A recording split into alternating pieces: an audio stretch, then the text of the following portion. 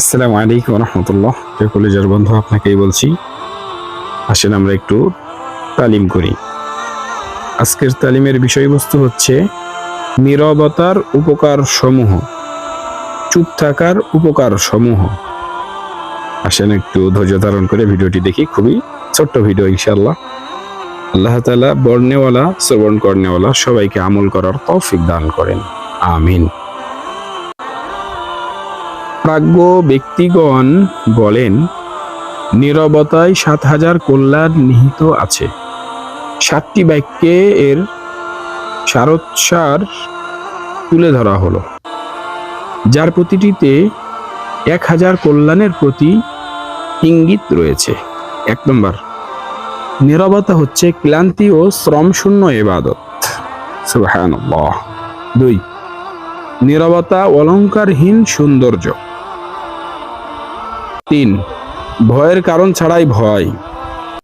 ৪, প্রাচীর ব্যতীত সুরক্ষা। ৫, নীরবতার ফলে কারো কাছে ধর্ণা দিতে হয় না। ৬, এতে সম্মানিত লিপিবদ্ধকারী ফেরেশতাগণের প্রশান্তি লাভ হয়। ৭, নীরবতা ব্যক্তির ত্রুটিসমূহের জন্য পর্দাস্বরূপ। নীরবতা ব্যক্তির ত্রুটিসমূহের জন্য পর্দাস্বরূপ। আল্লাহ তাআলা আপনাকে আমাকে এই কথাগুলোর ওপর আমল করার তৌফিক দান করেন। প্রিয় বন্ধু, আল্লাহর দেওয়া জবান দিয়ে আল্লাহ তাআলার শুকরিয়া আদায় করব, আল্লাহ তাআলার জিকির করব।